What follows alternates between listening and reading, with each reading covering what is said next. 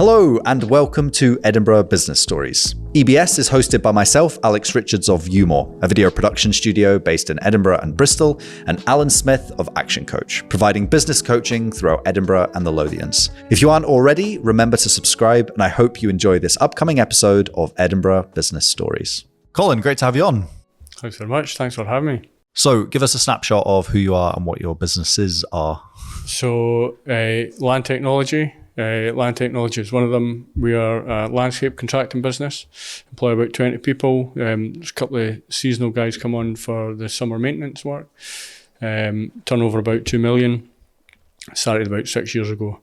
And then there's Sives Surfacing as well. Employ about 30 people, turnover about 4 million. That business was established in 1988. And I took over about 5 years ago and went through a management buyout from the previous shareholder 3.5 years ago. Great. And so what do the businesses do and how are they different? Oh, sorry. So Sives Surfacing, civil engineering, road surfacing contractor. Mm-hmm. So we work with them more in the kind of B2B sector, so we do a lot with schools, universities, hotels, factories, any kind of business setting, retail parks, to quite a lot of retail parks, and just larger retailers, anybody that's got a car park essentially, we'll install it. We're doing a big job just now out in Blindwells and Dolphinston for the new housing developments that's going on there, so a bit of infrastructure work but not kind of main carriageway kind of things with that. Land technology, the landscaping side, predominantly in the new build housing market and predominantly across the east of Scotland. So work with some of the major house builders. We deliver all the kind of plot works, the turfing, trees, shrubs, plants, on the individual houses, but then also in the public open spaces for factored areas and things. And the maintenance that goes along with that, make sure that it's kept neat and tidy for the owners during their kind of lifetime on site. Amazing. So the people in Edinburgh will definitely have kind of walked on or played in work of yours, eh? Yeah, exactly, yeah. What? Yeah. So we're just nearly finishing Camo, the big development at Camo for Cala, David Wilson Homes. We were also at West Craigs, Boroughmuir, the old Boroughmuir School. Yeah. That was one of ours, the Royal Blind School. Wow. So yeah, some fairly niche projects, but and large scale ones as well. We're quite a lot of work out in Pennycook at the moment, and kind of as far as Dunbar in the east, and then we're up in Perth and been out to sort of Glasgow area as well. So we've managed to encroach a little bit into the west of Scotland, but it's still very much east focused. Yeah, amazing. So let's go back. How did this all start? How far back? So I got into landscaping as a teenager. I had tried something else. I'd done fairly well in school compared to my peers, shall we say. So that was kind of, I was pushed more into trying to do something a wee bit more academic.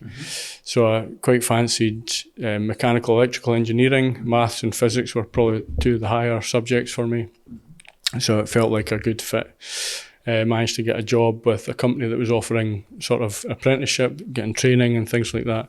A company called James Ritchie & Sons, which was 200 years old, or nearly 200 years old at the time. And it was one of the most boring things I've ever done in my life. So yeah, basically it involved any church steeple or town centre that you can see with a clock face in it. I was up there crawling through the mess that pigeons leave behind, trying to fix these clocks which are just covered in dust and things. So it was an experience. Got to see quite a lot of Scotland through doing it, but it was fairly limited. The business only employed about 5 people.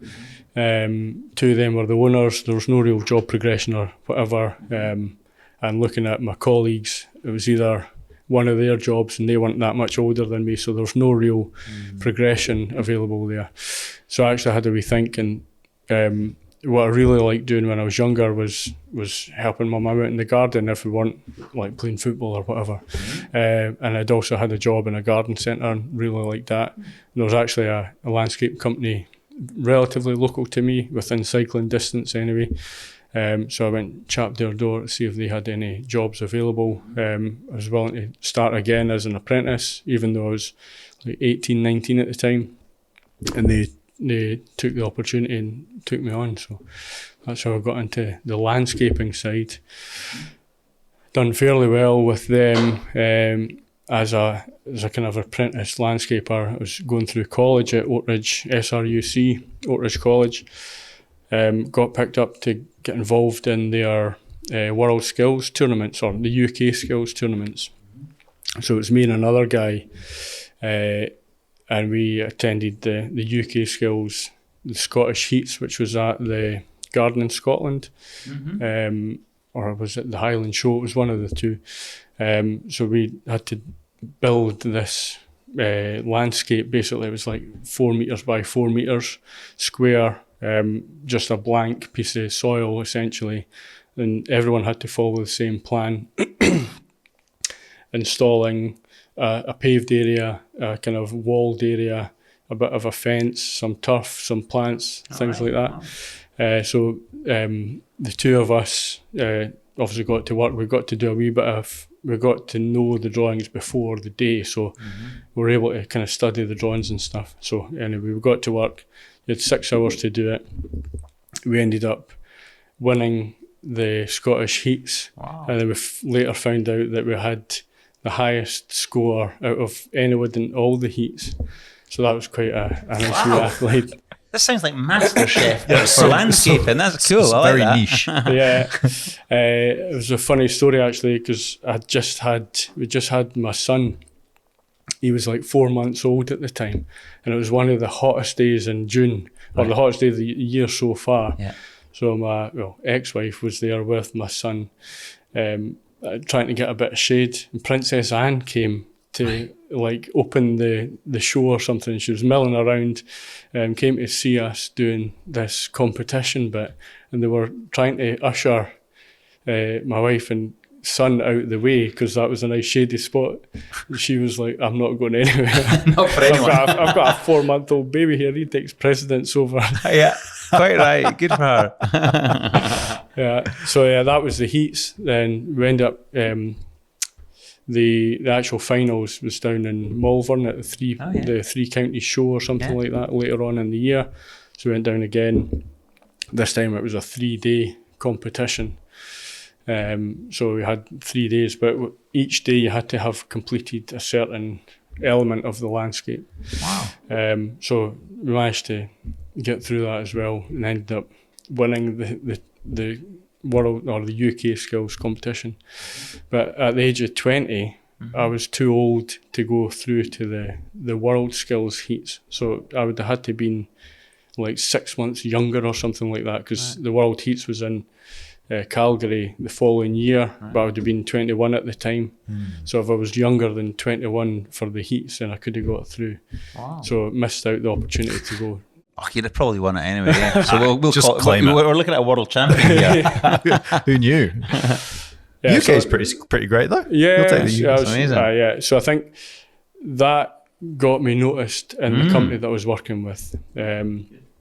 So I got the opportunity to take on a wee squad to be a team leader, doing a maintenance run. It was a squad of 4. So after running it for a couple of months, we were all very busy, and we're all using slightly smaller equipment. So there was a massive lawnmower. It was like a bobcat or something. It was about 1 metre wide, and we were sitting pushing about these narrow ones. So that machine there would make my life so much easier. It was in disrepair. It's like, if we can get that fixed, I could probably reduce the squad by 1. So that was it. That was the sort of start of where I thought, oh, this guy actually is thinking a wee bit differently. So we got the machine fixed, tried it out, was able to run a squad of 4 with 3 guys. So it saved the company a bit of money by not having to have that person in my squad. They could be utilised elsewhere. So that was great. After that, this was the second year of my sort of apprenticeship. After that, I got taken on as a supervisor. So I was still finishing off apprenticeship, but being a trainee supervisor at the time as well. So that was sort of where it all started, getting a wee bit of recognition through doing the competition, giving myself, that gave me an opportunity to go into management. I was, like I said, I was only 20 at the time as well, so fairly young to be taking on a supervisory role in a fairly established business.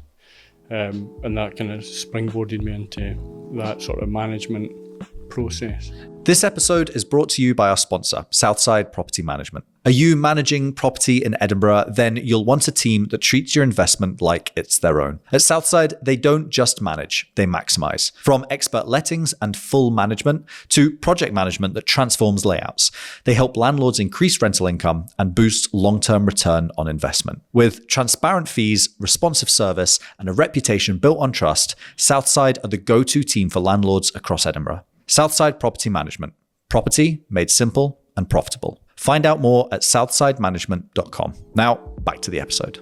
So how long did you stay in that business then before you then left? It was 9 years with that business. Okay. I was contract manager when I left. Mm-hmm. Again, the management had been there for years and years. There's no real sign of anybody moving on. The next step was directorship. The 2 directors that were there are still there. So that was sort of the ceiling that I could have got to with that business. So got an opportunity to move over to ISS, Facility Services, their landscaping division. So I took on the area manager for the East of Scotland for them. So that was a much different beast compared with a sort of landscaping business. You're now dealing with a multinational facility management business that's got totally different systems, processes, ethos and all that thing. That didn't really fit how I like to work. I was more consultative and more liked the being able to have a bit of influence. So stuck with them for about 4 months. In the meantime, there's another a colleague of mine that had his own business, and he'd been looking for me to join him for a while. Didn't realise that I would have ever left the company I was with before. But when I put in my notice, he's like, "Why don't you come speak to me? I'm really looking for somebody." So I didn't really settle in well with ISS. So I contacted the guy and said if he was looking for anybody to help him still, and he jumped at the chance. So we moved on to that. And was this the point that you made the transition at that point into becoming a co-owner of a business? So that was the offer. Yeah, the offer was to be a director in his business to help it grow. He subsequently, after about a year, just as we were getting to that point of taking kind of co-ownership, got bought over by a kind of national company. They were really, really systematic and had apps and technology that nobody else is using. But then they said, we've only got space for 1 director, so you're going to have to be regional ops manager, essentially. So I was keen to learn as much as I could from them with their systems, but I was a bit disappointed at the fact that they'd kind of taken that opportunity for directorship away. But so I stuck with them for, it was about 3 years altogether. Then got itchy feet again, went to work with another smaller contractor again, because they were going the same way as this, sort of not treating people as well, more like they're just numbers. We were thinking, well, we need to sort of look after the guys. I'm struggling to look after the guys, but you're telling me to do this and do that. And so again, that kind of ethos didn't sit well with me. Moved to another smaller company. So that, so before all that, my marriage had sort of, ended. I was working all the time, so marriage had ended. So that made me kind of take a bit of a restock as well. I had to sort myself out. So I didn't really want to be taking a risk by going out on my own at that point.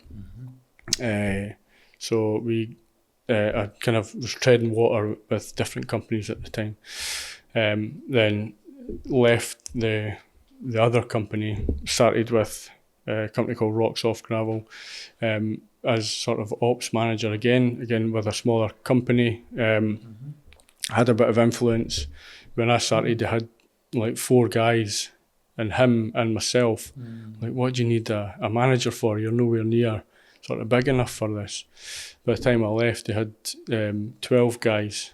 So we'd done a lot of business development stuff and managed to reaffirm old relationships and tender more work and bring more work in. So yeah, that was where I kind of thought, if I can do this for other people, it's about time I actually took the plunge and done it for myself. And so what age are you at this point? I'm 38 now, yeah. At the point that you're in the story. I was, by this time I'm 30. Right, okay, yeah. So I'd literally just turned 30, yeah. So yeah, that was it. I've been doing this for other people for most of my life.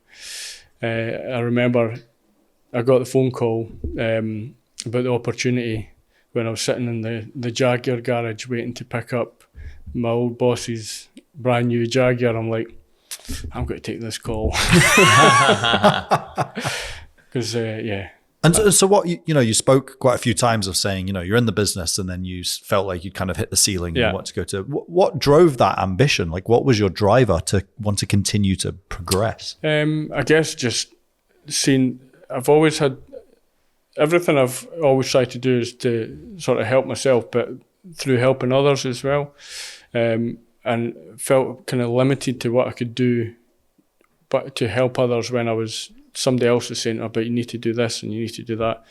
You're not bringing these people on or whatever, or they didn't have the same ethos about training and development. So that's why I thought, I need to get to a place where I do have that sway and I can start training and developing and progressing other people, because with everyone around you, that's when you sort of lift up yourself as well. That's sort of where the strapline for the landscape business came from. So land technology, the future of landscaping, it was more about bringing in the future, like the young people and things like that. So we've always had quite a big engagement with DYW and developing young workforce, engaging with schools, doing projects. Last year we done a project with Additional Support Needs School where we done a full gardening qualification with 2 different classes in this school in Livingston. Through me actually going to the premises every Friday for 2 hours and doing an actual garden qualification. It was an existing qualification, but they had their art teacher and their language teacher running the course, and they didn't have the first clue. Like, they were maybe keen gardeners, but they didn't know a lot of the things, how to use the tools properly and maintaining things and just looking after things. So you would lead the class? I led the class essentially. They done all the paperwork and I was actually delivering the sessions, which was such a rewarding experience. So yeah, having that development focus, working with people, I know I don't know everything, so I was a bit thirsty for more knowledge and more training myself. Like I said before, I was supervisor before I was even finished my apprenticeship, so I felt like I missed a fair bit of the practical skills through the apprenticeship, but I'd done a lot on the side, homers and stuff like that, so I was always developing the skills. I felt like I needed more training, more skills, but I wasn't getting that investment in me. So now I've got the control where I can actually have a business that starts developing and working with the people and training them. So what was that, so you set up by yourself, you sit down at your desk day one being like, this is it? Like what was that like? That was daunting. So I was quite lucky. The way that Land Technology started was, it was a subsidiary of Sives Surfacing. That's where the relationship came about. So I had Sives Surfacing. They were, that whole communication process between me sitting at the desk day one to, or before that, the lead up to it, that involved multiple meetings. I'd done a business plan, something I'd never done before. literally Google template business plan, but going through the motions of writing a business plan, it sort of cleared everything up in my head as well. Like, why am I not doing this? There's such a great opportunity here. So I went through that, presented the business plan with business owner, managing director, got agreement, then it was start day one. And I was quite firm about the fact that don't expect anything for the first 3 months, because need to get all our accreditations, approvals, documents, website, and all of our systems and processes. How am I going to run this business? What's the business look like when we're delivering contracts? I wanted it to be sort of self-snagging, essentially, where the guys they're sort of accountable for their own quality. And that's how all the systems and forms were created, that there was that sort of self-snagging sort of built into the system itself. So once I had that set up and how all the sort of forms would speak to each other and things, try to make it as simple as possible, but that's when I was confident to start going out to the clients. And that made it was a sales tool at that point. Mm-hmm. So you're not just turning up saying, would you like some turf or some trees and shrubs and stuff? We're not selling that. Like, everyone can deliver a good enough job. Mm-hmm. It's the process behind it and the service that you're delivering to the client that makes this a wee bit different. So we try and take a lot of the hassle out of our end user client by managing the job the way we manage it. And that's essentially what we were trying to offer. And we've been in business for 6.5 years now. And so you're saying that you effectively kind of got that system down pat before you then went to the customer as well. So where did that come from? Because a lot of people would do the opposite, which is just get out and muddle through without any kind of a plan. So you've obviously done it differently. I lived through or worked through companies that had systems and companies that didn't have systems. So that's the company that I joined before that took over the other business that had all the systems. Yeah. They, knowing what they done, made their job was so easy because of the systems. So that's where I need systems. And also reading the E-Myth. Right. Shit, what have I done? I've just left. What for me was a well-paid job, and it was quite flexible, and had a bit of time to myself, but also expectations, etc. So it was a good job. It was a great company to work with, like family oriented and things. It was just wasn't quite for me. I wanted to take the step for myself. But how? Okay, you mentioned the E-Myth, which is obviously a well quoted book that a lot of people have read. How did it get into your hands, though? I think I just Googled the best book to read or something like that. Right, okay. So it's on the desk or it's like on the shelf. A brilliant book to read. It's something I like put anybody's way if they're thinking about anything. Or just read it, because it might make you think differently about what you actually want to do. You might start a business after reading this. So it was good. That helped a lot. But like I say, it was just having lived through companies that were systemized and companies that weren't, and also with the health and safety and accreditation and all these things that you need to run a construction business. I wanted the systems to work so that whenever it came to renewing our accreditation or being seen as safe, I wanted that to be part of the system. So we're not having to doctor documents. We are always compliant. The compliance is through the business, it's through the systems. So we moved from the paper documents that I'd created right at the beginning. We've now got it was me, the only employee for the first year. I used strategic contractors to do some of the delivery work because there were so many ebbs and flows. First year we turned 300k, made a 10% net profit, which I was really happy with, but it was really lean. It was basically me, and anytime we had a job, it was a subcontractor, so we could go through month by month, the profit was, or the turnover was up and down. So it was kind of hard to manage the cash flow because we didn't have that kind of consistency of work. So having that, those challenges made it a wee bit more difficult to start employing people. Year 2, we started getting a wee bit busier, so I'd a sort of contracts manager, so I could focus on the surfacing business as well, because by that time I'd taken over the surfacing business, so I needed somebody in position to basically do what I was doing, but at the same time we'd built up so much that we started employing people. Fast forward to 3 years ago, we've got about 20 staff, and we're still using paper forms.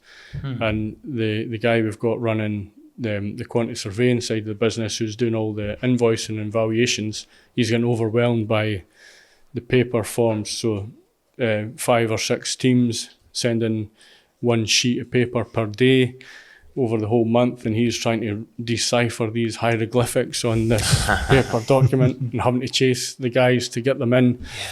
So it was like, right, the system's worked so far, it's now not working. It's too much work, it's too much admin. How are we going to solve that? So we kind of brought the guys in, got some suggestions and things off of them, because with any plan, it's only as good as how everyone adopts it as well. So I sort of wanted an app, and the way I was communicating that with the guys was that we're kind of going down the app way, but I wanted them to pretty much tell me that that's what they wanted as well. So when it happened, they were on board already.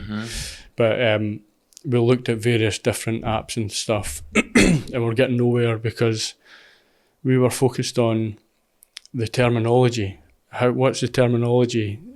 I call this form that, and I call this filing system that, etc. I was focused on my terminology. When I was speaking to all these tech companies that had these apps, they were using different words. I'm like, well, you don't have the right system for me. And I was dismissing some pretty good systems because they used the different terminology. So it wasn't until I had a real think about it and actually like, well, that does what I want it to do anyway. I just need to call it something else, and this does what I want it to do. So this will be fine. We can work around that. So that worked quite well. But in the interim, it was a big step for the site guys to go from filling out paperwork forms to now filling out forms on the app. So we'd done a sort of in-between phase where we developed a Microsoft Forms form to get them used to using the handset, because we didn't want really corrupt data in our new system. So used to using the handset, used to filling out the questions, trial and error, what's working, what's not working. And then we're kind of building our forms for the app. How do we want the app to look? Which took about sort of 3-4 months of sort of trial and error before we got something that we were then ready to start rolling out with the guys. The good thing with the app is there's sort of automation involved as well, and there's prerequisites.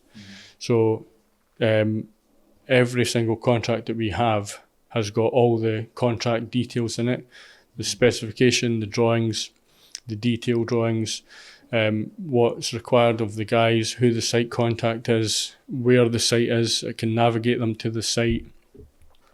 So the health and safety documentation specific to that site, so that's all preloaded into the contract. So whenever we program in a day's work for the guys on that contract, all that stuff comes through automatically.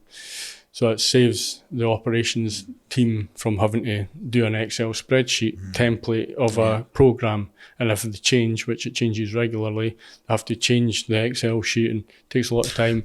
We've already sent email to the guys with all the different drawings that we've pulled out of all the different files on our server. So all that time has now been totally rationalised by just being able to click on a box. Yeah, it made such a huge difference. So we've got that, which is much easier to use, automatic information drawings and things. But then the forms that we use as well, they've been, there's prerequisite forms. So before the guys start on site, they have to do a daily health and safety risk assessment, which is specific to the site. So from a compliance point of view, we're 100% compliant. So we've got the site-specific risk assessment method statement that tells them how to do everything. We've also now got this dynamic risk assessment, gives the guys 5 minutes in the morning to just have a chat about what the plan is. So it's, again, working in this kind of accountability, what he's actually got to be doing for the day, what are the risks, what's involved. We safe start, get going, and then after they've done that, then they can start on the daily report form. Again, with this accountabilities, there's pre-start photos required, so go and take pictures of the site before you start so we can see what the conditions are. And then every element of the landscaping that we do, there's photographs for before and after. So, and what we've noticed is the fact that they're now having to take photographs every day, the quality's gone up. So you look at the photos on the forms, the grass has all been laid left and right, so it leaves a stripy finish. So they've elevated because there's now this unknown sort of accountability by having to take a picture. Yeah, brilliant. So it works really well. Very. And this is a system and a process of your creation to build everything in so that, as you say, it's almost so the forms inherently compliant. Yeah, that's it. The forms Great. the system's got the kind of silos of where you put things, but how you create the forms is up to you. But I was quite conscious that we wanted this level of compliance, and if the client comes back later with a defect or something like that, we've got the form there that shows everything that was done, because some customers they might not think that something's right or whatever it is. So the fact that you can prove the fact you've done the preparation works, you've laid it properly, you've left it clean and tidy, whatever it is, it's maybe something else has happened later in the day that's caused an issue, or we can hold our hands up, whatever it is, but we've got the documentation there that helps. And how was it then for you to actually get the team to buy into this? Because it would be easy to say, well, look, the guys just, they're getting their hands dirty, they're out doing this stuff, none of this fancy process nonsense. Well, how did you do that? I guess it's language, and the fact that it was a requirement to do the daily forms anyway. But as what sort of happens with paperwork, people leave it until it stacks up and then they rush through it. Accuracy wasn't there, so that was a sort of this team building, or we used it as a team building exercise. We brought in a facilitating company, and we stressed the hell out of the guys around the table doing these team building games, blindfolded, trying to describe a shape, which wasn't like a square or a triangle. It was a multi kind of faceted shape, and some of them had holes in them and sharp points and rounded edges and whatever, multiple different faces. You're trying to describe this to the people around the table while everyone's blindfolded, but there's 5 or 6 different shapes, and each shape has 5 colours, and the facilitator takes out 2 shapes. So you have to decipher what the 2 shapes are that they've left and what colour are they. The only question you can ask the facilitator is, what colour is this? So it's a game on communication, because we saw the app as a communication tool and how clear communication makes all the difference. Having the paperwork forms, that's a communication tool.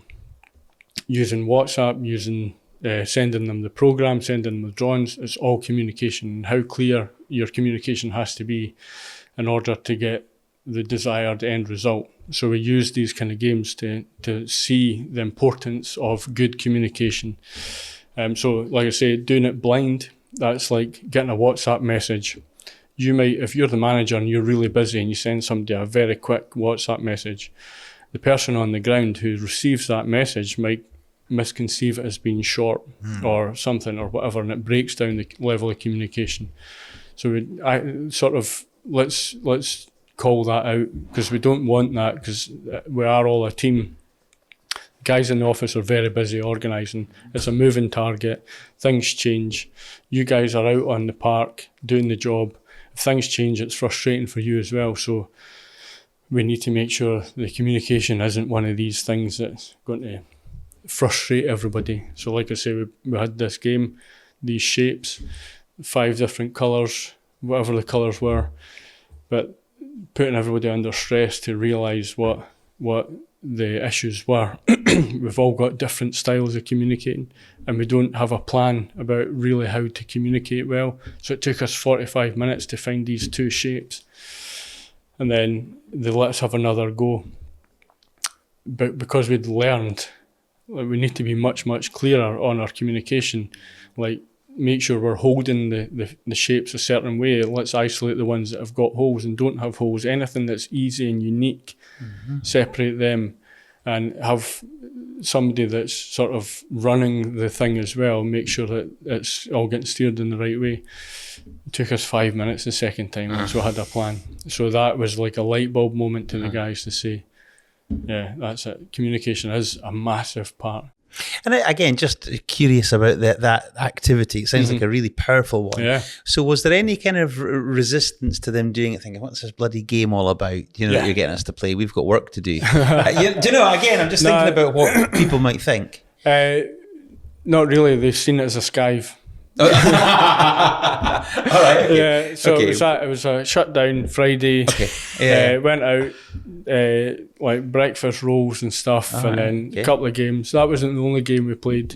But that was the one that kind of stuck out.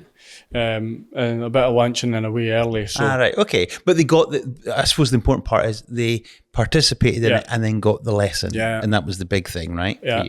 Even the management team as well, bring them along for the ride. And they learned a lot. And what was good about the company that was sort of running it was they gave me a few insights about some people as well, which were like, that's your next kind of team leader there. He's got that sort of want about him, that he's got a drive. So if you nurture him, he's got to be a really good guy for you. Bits and pieces like that, where they're taking that sort of look from a distance. So that was good. It helped us kind of look at people as well. It feels like you haven't had any problem as you've grown to hand responsibility off. How have you found your job has changed as the business has grown and you've had to, or you have handed the roles off? That was probably happened by accident. So I don't think I would have been able to hand over as much as I did without being given the opportunity to take over running the surfacing business. It was very much this needs to happen rather than I want it to happen. So the opportunity was too good to not take on. So at that point, I'm like, I'm going to have to pass on a bit of this. But also, sort of had it in the back of my mind that at one point, I hope I'm going to be able to pass some of this on. And that was part of the idea of having the systems ready. So I'm just presenting a system rather than, here you go, start running my business for me with no context at all. So there was a bit of that, let's pass on. And the guy I took on, like the first employee, the first follower, if you like, he was quite systematic as well. He was an Australian guy. He'd worked for a large landscaping company in Australia. He was kind of estimator, contracts manager, and he kind of got the systems, and he'd worked for a bigger company and he understood all that kind of stuff as well. So he was an adopter at an early stage, so it was easy to pass on to him, and he was starting to come back with opportunities and efficiencies and stuff like that as well, which was really, really helpful. So it just Can I just say, I'm going to send this, when this podcast is released, I'm going to send it to Michael E. Gerber, and his heart is going to swell with pride. Honestly, that's fabulous what you're describing. Build the system and then pass it over to let someone run it. I was going to say, it's also crazy that loads of landscapers seem to be Australian. Yeah. I feel like all the landscapers I know are Australian. Yeah. They're just used to working in the heat. Yeah. Look for a job that they can do and then come over. And our other guy, one of our guys that was our QS for the last 3 years, he just moved over to Australia. So he's gone the other way.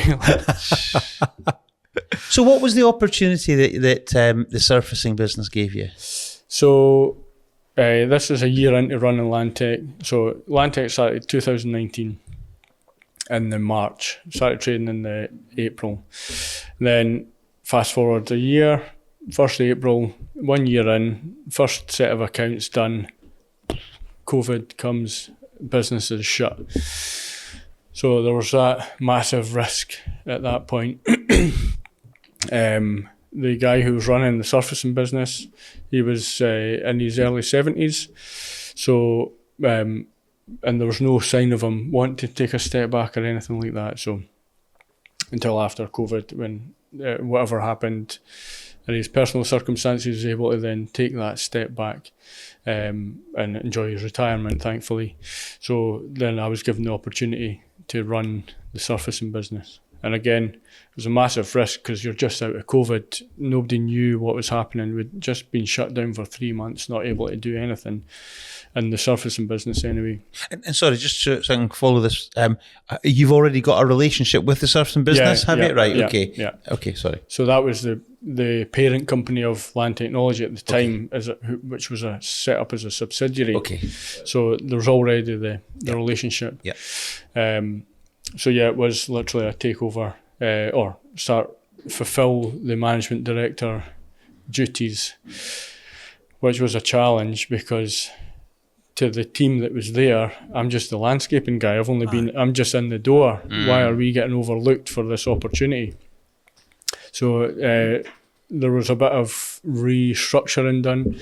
One of the guys that was the kind of operations manager, really solid guy, I said I need to make him a director because I need somebody on my side to help with running the business. I'm not from a surfacing background, I'm from a contracting background, so I've got some level of understanding, but I'm not a surfacing expert. I need somebody on the kind of board level that's surfacing expert that can kind of facilitate a lot of these challenges that we're probably going to face coming forward. So I had to make a few changes, elevate a couple of people, but also changed the back office a wee bit as well. So we ran on 2 part-time admin staff, which was worked all right for long enough, but the managers were having to do a lot of admin, and I seen that as a problem because they weren't then. They were tasked with business development and contract delivery. So if they were pulled off at that, then they weren't able to deliver as many contracts or able to win as much work. So I changed the admin. The 2 women that were in admin at the time, they were both about retirement age anyway. I had changed a few of the systems that made it more automated, which peed off one of the admin staff, and she's like, "Oh, I was going to retire anyway, I'm just going to do it sooner." So, right, okay, that wasn't the purpose of changing the systems, but she left, which was a shame, but she was quite a nippy sweetie as well. So yeah, it wasn't the end of the world. Brought in 2 full-time admin, so doubled the admin function basically. That took a lot of the kind of admin off the managers and let them focus on business development and contract delivery. So that made a huge difference in how we could go forward as a business as well, just having more of a focus on that BDM side. And then everything else, we were kind of working on kind of old school systems, an order book, which we made into a spreadsheet. So we couldn't really, I was trying to figure out how to work out the pipeline of contracts and the pipeline of quotes and the funnels and stuff like that. There's no way I could have done it with the book.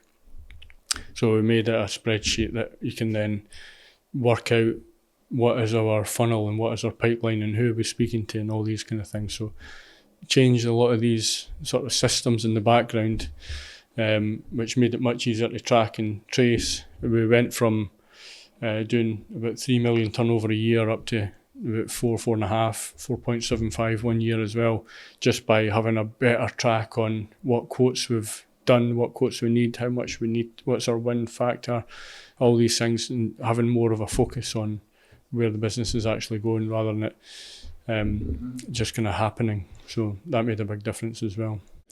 And in terms of your acceptance then into the surfacing business, to your point, you were just the landscaping guy who'd just come in. How long did it take you to kind of win over the team? Because that's quite an established team, right? Yeah, it was an established team. So the guy that I promoted, he left a year later. All right. Just as we were about to start the management buyout, sort of, which was a bit of a shame. He moved on to a client of ours actually to start running contracts for them. But there was always this kind of idea that they would subcontract to us as well. So it wasn't really a move out, but it was a move on. So thankfully we were kind of recruiting for somebody to help him at the time as well. So we had somebody that we're speaking to that just made that a much easier decision. So he joined us about the same time as the other guy left. There was no real change. Yeah. That was a good thing because we've now got a new senior member of the team that's new and is kind of game to follow how we're doing things as well. So that was, as soon as that happened, everything changed. So the first year was kind of finding the feet a wee bit and why are you doing this and why are you doing that? Changed the branding, I changed the systems and expecting them to be using spreadsheets rather than books, and how we're pricing things had to change because we had a fairly blanket markup percentage that we're using, but you're doing a large job over here and a small job over here with the same markup. The large job we're never going to win because the markup's far too high for a large job. The small job we're going to win all of them because markup's far too low for a small job. We're too competitive, we're not making money. So adjusting that and trying to have a more kind of estimating approach at what is the client looking for, what can we do, and what's going to work for the business as well. So that was how we wanted to run things, but there was a bit of pushback about how that would actually translate in the use of these spreadsheets and some just minor admin things that were not being done because it wasn't the old way. So when the new guy came on, he was a quick adopter to the new way. That made things much easier for the admin staff, and so it was just made it much easier to run after that. Sounds like the two joinings, the coming together of the businesses seem to be a really great partnership and is continuing to thrive as well. Yeah, there's a lot of crossover. We don't really contract with each other. We'd just rather pass on the contact. There's no point in, and if so people will come to me and ask me if I can do surfacing. If they send me an email to Land Technology, I'll just guide them to Sives Surfacing. There's no point in Land Technology taking anything and vice versa. It's just it's a passover rather than an opportunity for us to get a couple of % for whatever for handling it. We don't do that kind of stuff. Literally just pass it between and let them run it themselves. It keeps it efficient for the client as well, as cost as low as possible. So there's been a few of those sort of relationships that we've passed over, which works quite well as well. Colin, we ask all our guests, what is your guiding principle in business? So I think as the future of the business. The construction industry is struggling. Part of it is because we can't get young people into the industry. So it's always been I got given a few opportunities as a young person. I really enjoyed my career, and I think there's a lot of potential for other young people to have a lot of joy out of their career as well. So it's always been having a business that we can support people through, start them at a basic level and have enough opportunities within the business that they can grow to hopefully someday fill my shoes, because that's what I'd eventually like to do. Amazing. Thank you so much for coming on and sharing your story, and we wish you all the luck in the future. Thanks very much. Well done.